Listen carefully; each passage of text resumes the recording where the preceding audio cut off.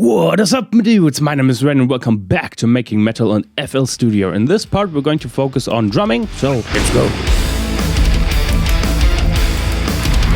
Alright, before we can talk about how to program drums, let's make sure that you all even have drums.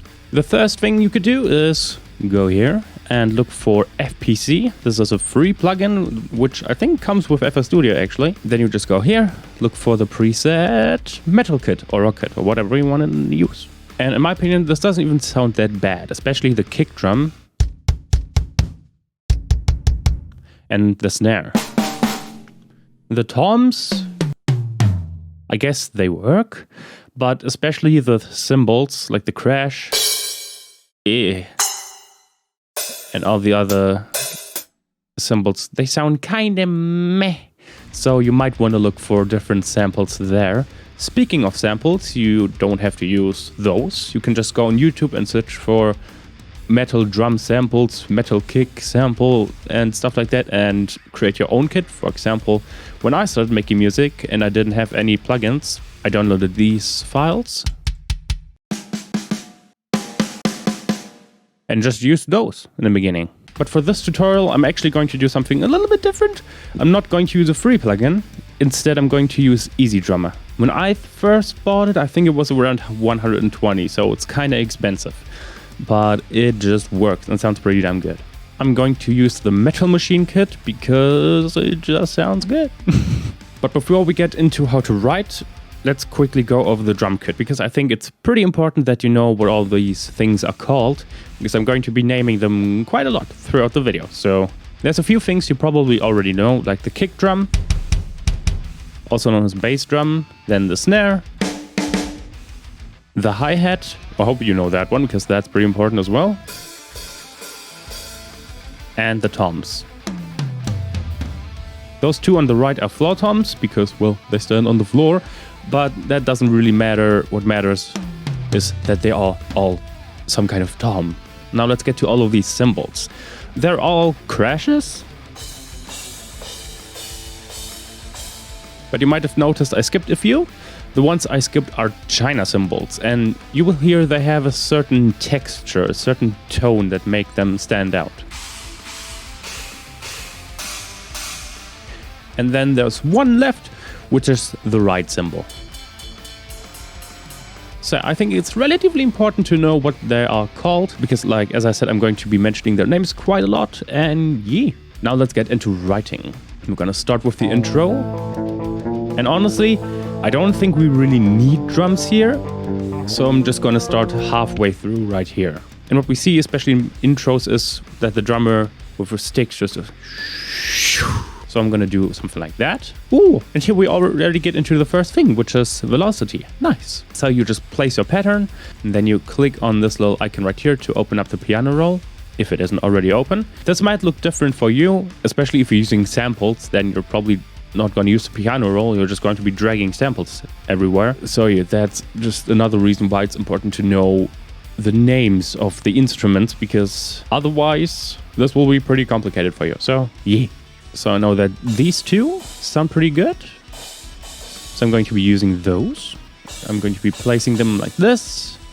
And these ones like this, with a little bit of an offset. So we go left, right, left, right. And then to make that like, I'm going to be dragging the velocity with right click up and down. Actually, that didn't work. Let's do it again. Yeah.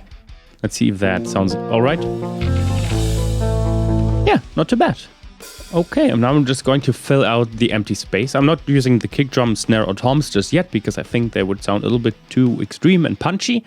So yeah, I'm going to just use the cymbals here a little bit. Now, to emphasize that ending riff, I am going to introduce the snare, so let's do that. Then I'm going to put the kick drum there, just to give it like a little bit of a rhythm. Okay, what I'm noticing is this is way too quiet, so let's put some effects on here. This is just going to be for now.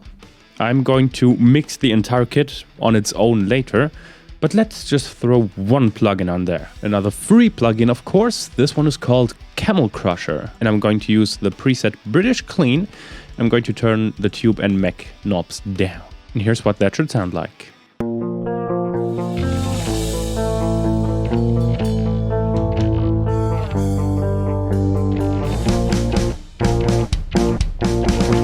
Hell yeah. Alright, and now we enter the verse. And here's where things get interesting, because now I can actually teach you stuff. Now I can actually show you what you should do for parts. Well, what you could do, not what you should do. Obviously, you can do whatever. So this one is a little bit controversial, which is just replicating the riff with your kick drum. Some people say do it, some people say don't. Whatever sounds good to you. Some people like it, some people don't. I would say if you're starting out, it's probably easier, so just do that. And once you're a little bit more comfortable with programming drums, you can start doing a little bit more experimental stuff with your kick drum and snare. So for keeping it simple, let's just copy the riff with our kick drum. A little something like this.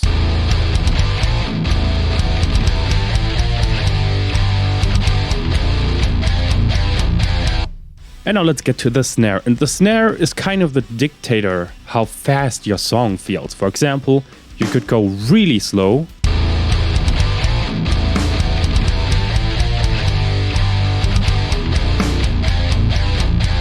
Make it sound like halftime.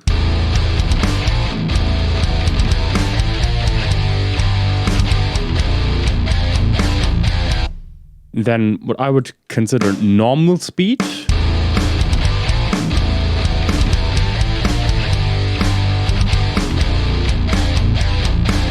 Or you could go even faster and make it sound like punk.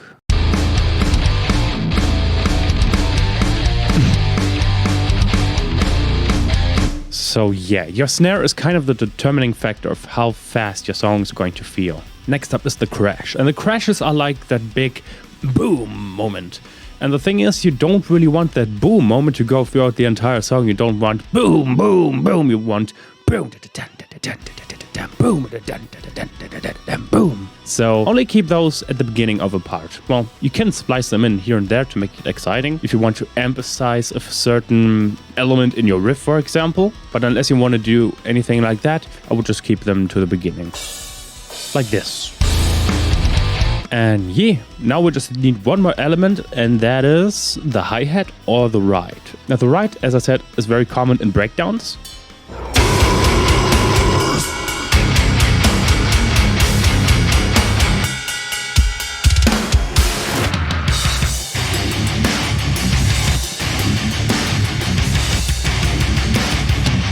And in my case, it would sound a little something like this.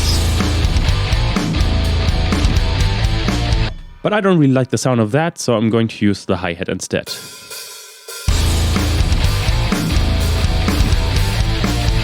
What you could also do with the hi-hat is play one that's like normal velocity, and then place one down, turn the velocity down,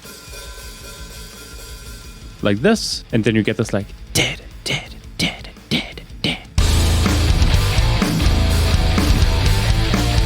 So that's also pretty cool. I do like the way the normal pattern sounds though, so I'm just going to do this. Now, like I said, you can use the other cymbals like the ride or the crashes to just spice your song up a little bit. In my case, I have done this. And also down here you can hear the toms a little bit. I usually like to put those in at the end as like a little fill.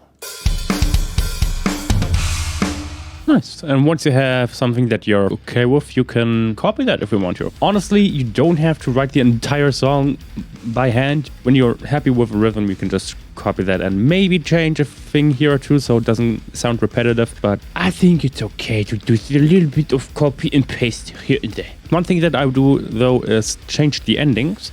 Put in a little fill or something.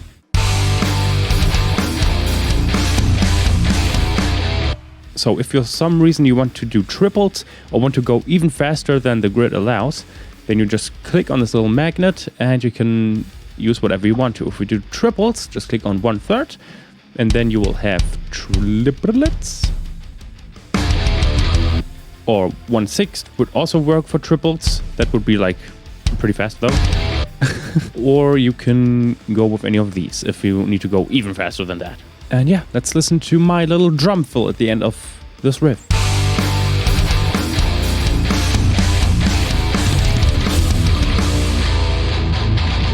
Hell yeah. If you want to, you can think about Realism, which doesn't always work for me. Although that is pretty realistic. That's something that drummers do. They play 1-2 on the hand, 1-2 on the kick drum, then 1-2 on the hand again. So if you want to, you can think of that. For example, you can't do like on the toms and at the same time like play the hi-hat. It doesn't work. So if you want to, you can think of that, and that will make it sound even more realistic and make it less noticeable that it's programmed. Another thing that you can do to make it sound less programmed is, for example, with the hi-hats, because I'm using those quite a lot, click on this little wrench here and go to randomize. Make sure that pattern is turned off, otherwise it's going to look weird.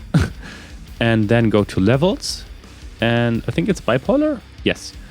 And then if you change the velocity, it's going to, well, change the velocity. Bipolar just means that it's going to go in both directions.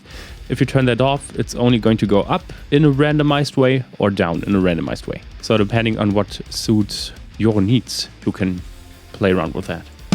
Now let's get into the verse. Okay, so let's do the same here with copying whatever the guitar's doing, because that's easy when you start out. Okay, fine, cool. Now let's add the snare. Yeah, let's add the crash, because that's on pretty much every one. So I'm just gonna put it there. But now I'm not going to use the open hi-hat. I think I'm going to use the muted one. Well, not muted, but closed hi-hat. What I could do is make it, like I said earlier, make one a little bit quieter than the other. That already sounds pretty cool. And what I could do here is make like a triplet rhythm, which would sound a little something like this. Now that sounds pretty damn rad.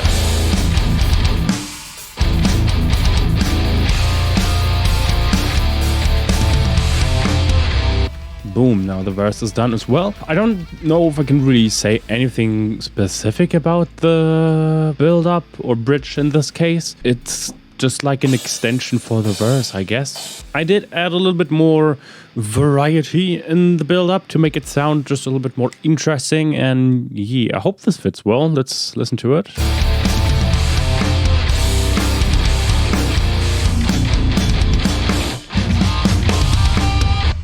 Yeah, that sounds pretty cool. Sounds pretty rad. Now for this chorus, I actually want this to sound a little bit slower and more open and full. So I'm going to use the open hi-hats, and I'm going to have the snare come in every second time. So it sounds more like halftime.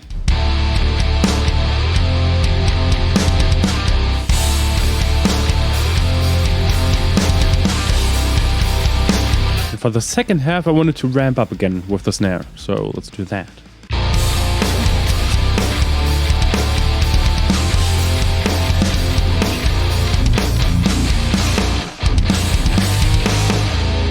Hell yeah. And then we go back into the main riff. Ooh, okay, the solo is a little bit different from the verse. Actually, one thing I should show you. If you want to change something, for example, in the second verse, don't just go into the pattern and change something, because let's just say I put a weird-ass line of toms here. That weird line of toms that we see right here is actually going to reappear in our first verse as well. But if you want to change something in your pattern, then you first need to click on this little icon right here and click on Make Unique. And this will basically create a new pattern and just copy whatever that pattern was. And now you can go in and change whatever, and it's not going to affect your first pattern that you just copied. When it comes to solos, it is okay to keep the drums a little bit more further back, same as the main riff below it, just so that the solo can stand out a little bit more. You can, of course, make it interesting and stuff. Just make sure that you just don't overdo it. You don't want to steal the spotlight from the guitars. And now we go into the build-up. Hell yeah!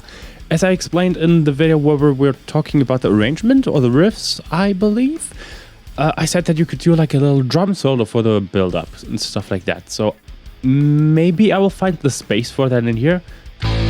especially when I play this open chord right here. Maybe I'll put some toms in there. So hell yeah, let's see what I can come up with here for this part. Alrighty, I think I got something cool.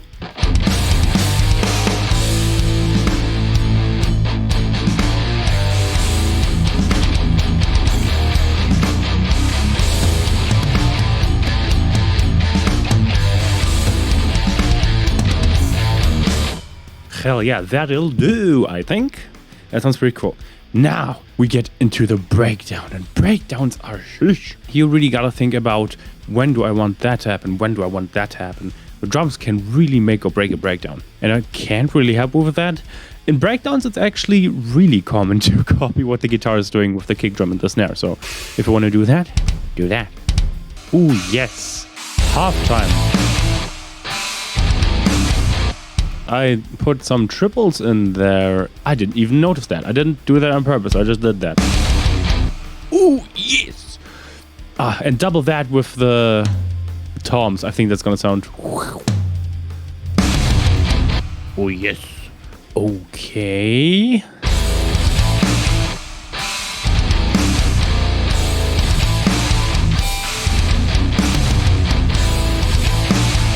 That sounds pretty damn rad.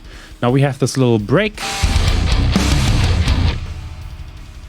And I could add a drum fill here, but actually I think I'm gonna keep that space open for the vocals, because something that also shines very bright in the breakdown are the screams. Alright, now for this breakdown, if you can remember, I wanted to double whatever the guitar is doing here, and then in the second half I wanted to do like this marching kind of. So yeah, I think that's gonna be some pretty cool stuff. So let's go. So there's something I should point out. In the beginning I said that the snare is like the main factor for how fast your song feels. But cymbals and hi-hats and riots and stuff like that can play a huge role in that too. For example, here we have this like halftime feel, and once the hi-hats come in, it feels faster even though the snare is still playing in that like halftime beat.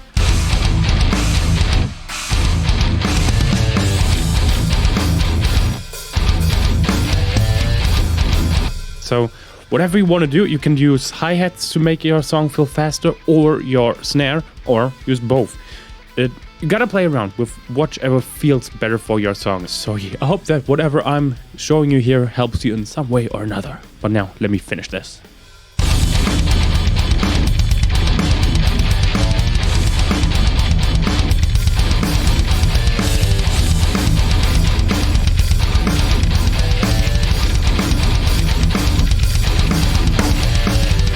Alright, and now that brings us to the last part of the song, which is the outro. And, well, the outro is going to be very, very different from song to song, from person to person. So I can't really give you advice on that. You just do whatever feels right. But as I said in the last video, or the video before that on the guitar, if you have written all your drums all throughout the song, then you're probably going to be able to write something for your outro as well. So I can't really give you any tips on that. So I hope this video helped you. In the next video, we're going to be talking about additional instruments, and the video after that is going to be about mixing, because mixing is going to be very important when it comes to drums. So I hope you guys enjoyed this video, and I'll see you in the next one. Bye bye!